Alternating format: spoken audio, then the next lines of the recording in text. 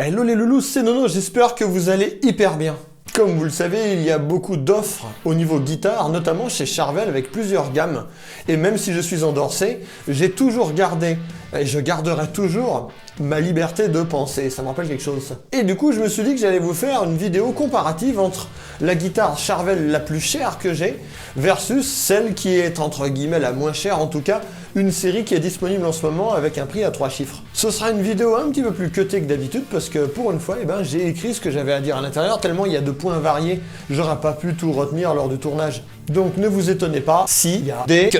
Ces deux guitares, c'est quoi? Eh bien en fin de compte, c'est une Charvel Custom Shop Made in America qui est ici sur la droite et une Charvel Pro Mode Socal Made in Mexico qui est ici sur la gauche. Ces deux guitares se partagent donc des spécificités relativement communes parce qu'on va avoir un manche full érable, 22 cases, vissé en 4 points sur un corps en aulne. On va dans les deux cas aussi avoir du Floyd Rose en chevalet avec deux micros humbuckers pour chaque guitare. Donc une philosophie vachement commune, mais juste au niveau des micros, c'est pas exactement les mêmes, c'est même pas du tout les mêmes, on peut dire. Avec pour la mexicaine du Seymour Duncan TB6 Made in America, et pour la Custom Shop du EMG Signature Kit James Hetfield Made in USA aussi. On a donc des spécificités relativement communes aux deux guitares, et on va éliminer tout de suite la question du son. On écoute les deux en one shot, l'une après l'autre, immédiatement. Je ne vous ai pas indiqué quel ampli j'utilise pour uniquement que vous vous focalisiez sur le son des deux guitares l'une après l'autre. Sachez juste qu'il n'y a aucun effet et que la gratte est branchée directos dans la tête. On écoute.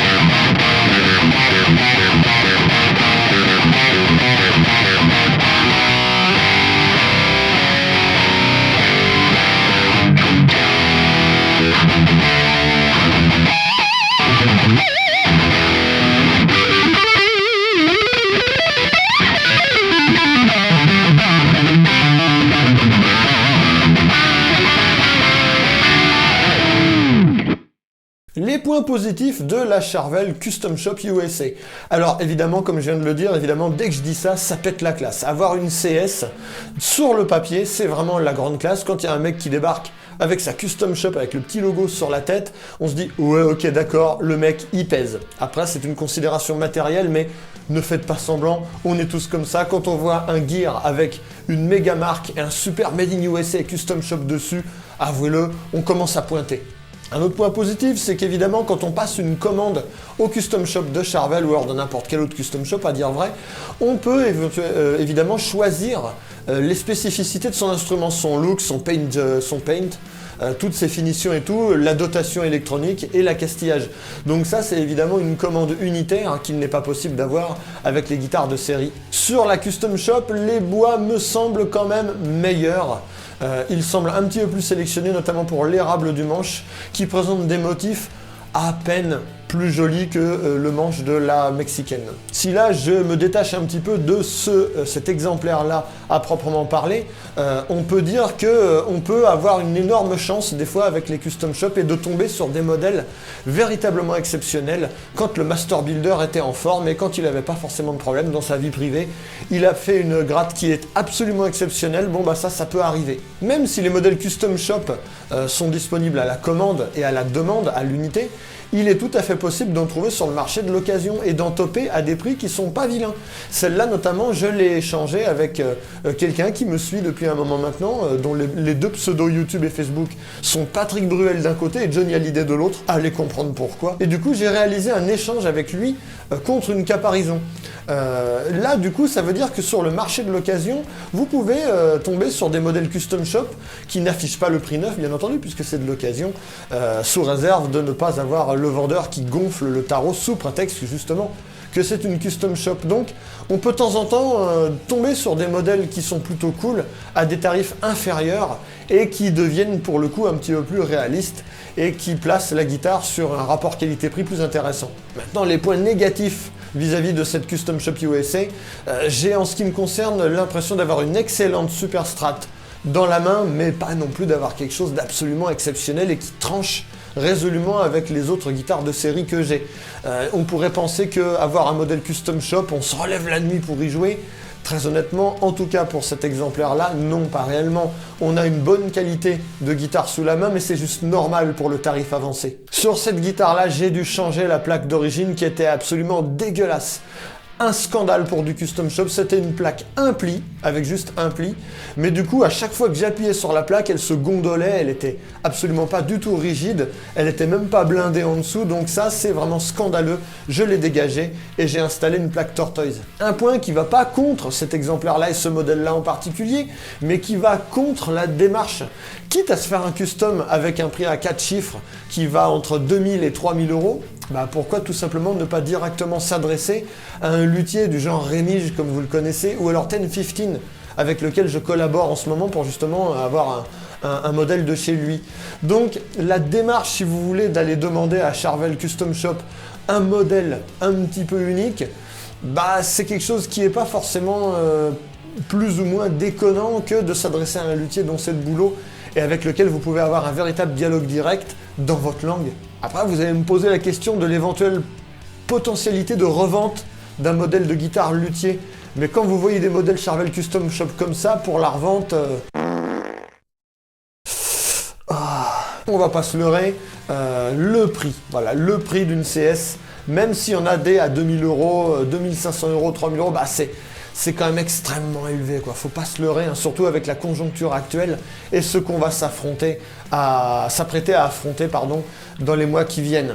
2000 euros déjà, pour moi, une guitare haut de gamme, on pourra me dire ce qu'on veut, c'est quand ça débute à partir de 1200, 1300 euros. Pour me faire lâcher 1200 ou 1300 balles, faut que le machin il soit haut de gamme, c'est clair et net.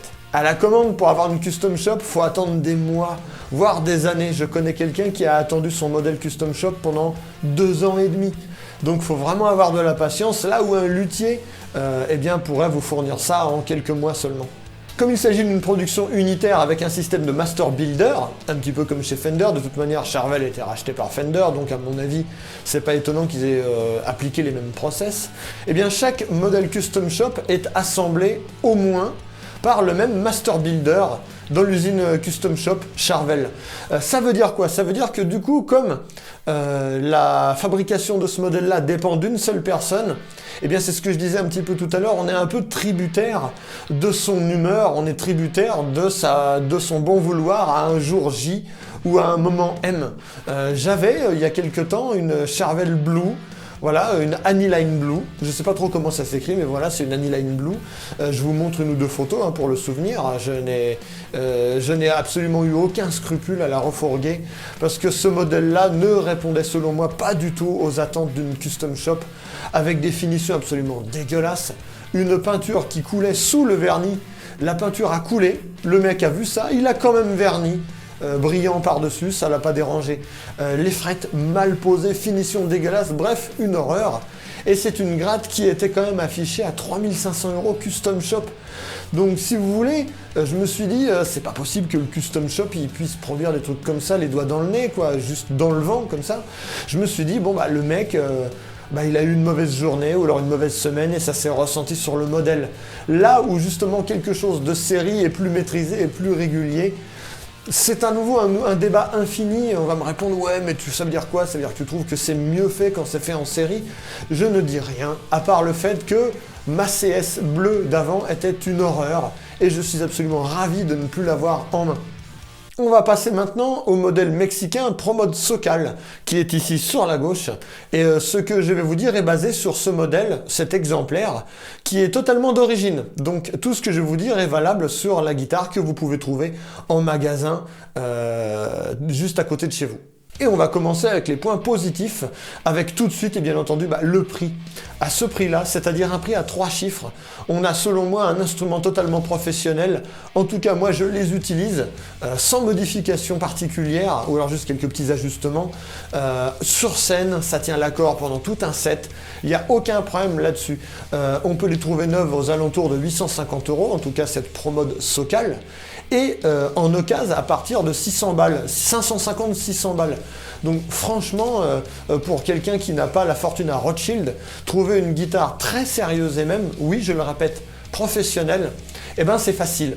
Comme on est sur une fabrication en série, on a quand même quelque chose de très maîtrisé, ce qui laisse le hasard un petit peu de côté. Des guitares de cette forme-là, forme Stratocaster, il en sort depuis des décennies, depuis plus de 50 ans, dans les usines Fender / Charvel. Donc c'est quelque chose qui est quand même maîtrisé, et ça permet d'éviter le côté aléatoire malheureux des custom shops américaines qui, comme je vous l'ai dit tout à l'heure, dépendent que d'un seul master builder.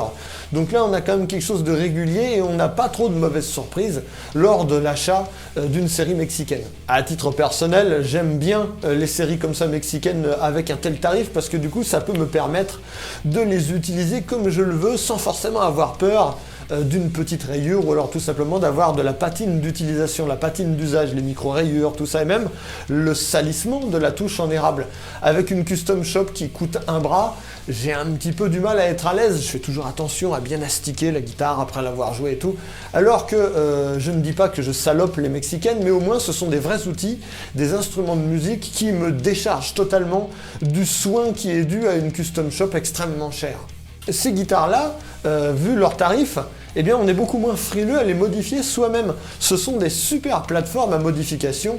Et d'ailleurs, moi, pour tout simplement me faire ma simili custom shop, eh ben je vais lui foutre une plaque Tortoise. Voilà. Je vais virer la plaque à un pli et je vais tout simplement faire une petite custom à pas cher. Il m'a suffi d'acheter une plaque à 20 balles en mode Tortoise pour pouvoir avoir l'équivalent de ma custom shop. Donc en fin de compte, à un tel tarif, on est beaucoup moins frileux pour mettre les doigts dedans. Sachez que pour l'avoir démonté un petit peu au moment du changement de corde et pour l'avoir blindé au cuivre à l'intérieur, les ProMod Socal mexicaines sont défoncées en HSH à l'intérieur. Vous pouvez donc vous faire les plaques que vous voulez. Vous avez la totale liberté de choix. Ce qui fait que du coup, la proposition custom shop, vous l'avez un petit peu par vous-même et c'est quand même vachement gratifiant de mettre un petit peu de DIY dans l'histoire, vous trouvez pas?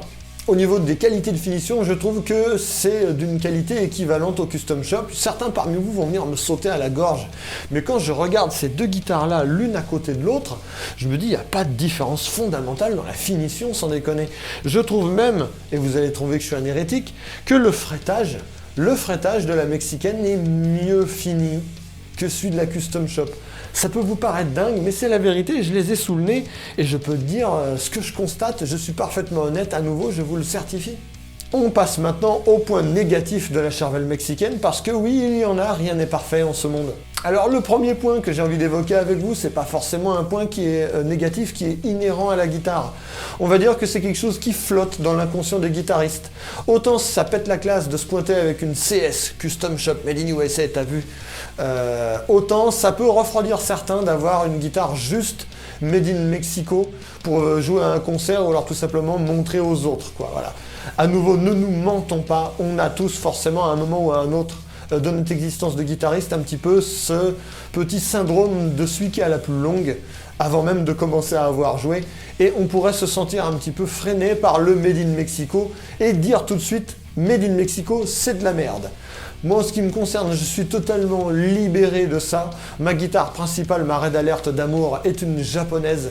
Quand les japonaises sont sorties au début, je me souviens encore les réactions des uns et des autres en disant « Ouais, c'est une japonaise, c'est une sous Charvel, c'est pas une Made in USA », alors que maintenant, les japonaises sont hyper recherchées. C'est QFD. Comme ces guitares sont moins chères et qu'elles constituent de super plateformes au DIY personnel et au custom fait maison, eh bien, il faut se méfier un petit peu plus, du coup, au niveau des propositions d'occasion. Quand vous trouvez des Charvel, moi j'ai vu des fois sur le Bon Coin ou sur d'autres plateformes d'instruments d'occasion, des mecs, du coup, comme ils ont trouvé ça à 600 balles, même si ça reste une somme, bien entendu, soit dit en passant, bah, ils se sont amusés à foutre des décos chelous, des trucs dégueulasses, et même au niveau électronique, bah, des machins qui au final ne marchent pas trop, et sans le dire dans les annonces quand ils essaient de la vendre, eh ben, le passe totalement sous silence, vous voyez. Donc méfiance quand vous avez un œil qui traîne sur les Charvel d'occasion mexicaines, méfiance au niveau des modifications personnelles. Ça, c'est un risque à courir. Vis-à-vis de ces deux modèles-là, eh bien, le Floyd Rose 1000 qui est présent sur la Charvel mexicaine est quand même moins sexe que le Floyd Rose original présent sur la Custom Shop. Alors, ça dépend de son utilisation en termes de flotteur. Lorsque le Floyd Rose est flottant, eh bien, le flotteur est plus précis avec une originale parce que le métal est de meilleure qualité sur un Floyd original. C'est comme ça. Le Floyd Rose 1000 n'est pas aussi infect que le Floyd Rose Special, mais en flotteur, il est juste un poil moins précis parce que le métal est un peu moins dense. Par contre, moi, en ce qui me concerne, comme j'ai mis le Floyd en mode dive only sur cette mexicaine-là, par contre, là, du coup, ça ne me fait aucune différence. Mais c'est un petit point à savoir, selon moi. Il y a aussi une chose que j'ai constatée, pas sur celle-ci, ni sur les modèles récents, mais sur certaines séries mexicaines, notamment qu'on peut trouver en occasion. Attention aux manches, notamment sa réaction au taux d'humidité et aux conditions dans lesquelles la guitare a été stockée. Je m'explique. Sur certains modèles mexicains, au tout début, juste après que l'usine japonaise est fermée pour cause de tsunami, comme on le sait presque tous maintenant, eh bien, certains modèles mexicains ont été peut-être un petit peu mis sur le marché un peu rapidement par Fender Charvel et du coup n'ont pas forcément séché les manches de la manière qui convient, dans le sens où un manche qui n'est pas suffisamment séché avant sa mise sur le marché, eh bien continue de bouger et de se rétracter et donc de sécher et de perdre du volume lorsqu'il est mis en vente. Ce qui a pour effet de faire sortir les frettes sur les bords et d'avoir un jeu qui est presque blessant sur certains modèles, notamment certaines EVH. Au début des premières séries, je suis tombé sur certains exemplaires où les frettes dépassaient presque d'un demi-millimètre de chaque côté, ce qui rend le jeu absolument désagréable. Donc quand vous testez une guitare en occasion, une Charvel mexicaine en occasion, faites attention au bord de la touche et notamment aux frettes qui dépassent. Je dis ça, mais ma Custom Shop hyper chère bleue avait elle aussi les frettes qui dépassaient, mais tout simplement parce que c'était mal fait, c'était fait avec les panards, donc comme quoi. Voilà, j'en ai terminé avec les points les plus honnêtes possibles vis-à-vis de ces deux guitares et de ces deux démarches d'achat Custom Shop et Mex. Du coup, je me mouille et je vous fournis une réponse à la question « Est-ce que ça vaut le coup? Est-ce que c'est justifié ?» À titre personnel, non. Ça n'est pas justifié, sous réserve bien entendu de tomber sur une super occasion ou alors de faire un échange et tout, mais moi perso, pour me faire sortir du pognon pour acheter une Custom Shop, bah je préfère tout simplement acheter une mexicaine et puis la pimper comme je le veux ou alors tout simplement la garder d'origine parce que ça me convient absolument totalement. Ce n'est pas un jugement de valeur envers vous qui allez acheter ce que vous voulez, c'est juste une opinion personnelle vis-à-vis de cet achat-là. On est dans une conjoncture qui nous fait faire attention, nous force à faire attention à 50 €, à 40 €, à 10 € qui sont dépensés. Donc honnêtement, j'ai pas envie de mettre autant de pognon dans une CS. Vive les Mexicaines qui vous proposent un super truc, un super objet pour un prix à 3 chiffres. Après, bien entendu, comme je vous le dis et je vous le répète, chacun fait ce qu'il veut et tire son plaisir de l'achat qu'il veut. J'espère qu'au-delà du clivage custom shop mexicain que ça a pu éventuellement vous mettre en tête. J'espère que vous avez obtenu des informations intéressantes que vous pourrez utiliser lorsque vous allez éventuellement acheter quelque chose d'occasion ou neuf. En tout cas, tous les dialogues sont possibles à partir du moment où on reste courtois. Je vous invite à réagir dans la section commentaires qui est dessous pour me donner vos opinions et débattre un petit peu là-dessus dans la bienveillance la plus totale. En tout cas, c'est mon cas. En tout cas, moi, je vous remercie d'avoir regardé cette vidéo.